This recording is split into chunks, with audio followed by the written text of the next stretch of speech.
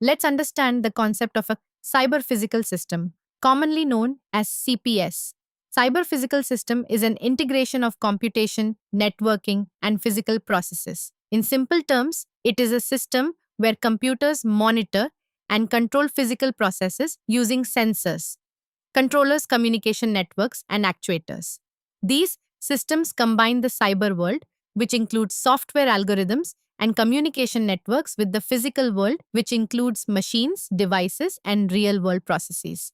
Let me briefly clarify how cyber physical systems differ from the Internet of Things or IoT. The term Internet of Things was introduced in 1999 while cyber physical systems emerged later around 2006 as a research concept integrating computation with physical process control.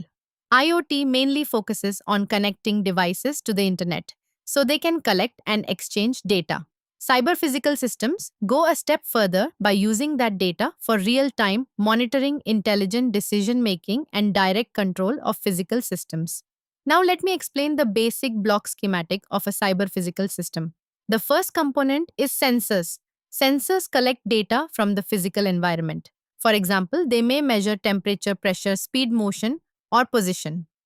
The collected data is then transmitted through a communication network. This network allows the sensor data to be transferred to the computing or control unit. Next comes the controller or computing unit, which represents the cyber part of the system. Here, algorithms process the sensor data, analyze the current condition of the system, and determine what action should be taken. Once the decision is made, control commands are sent to actuators. Actuators convert digital control signals into physical actions.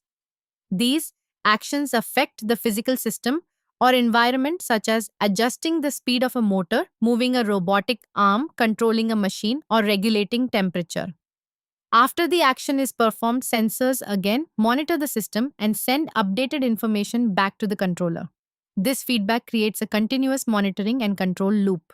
So, the general flow in a cyber physical system can be summarized as sensors collecting data, the controller processing the data, actuators performing actions, and feedback continuously updating the system.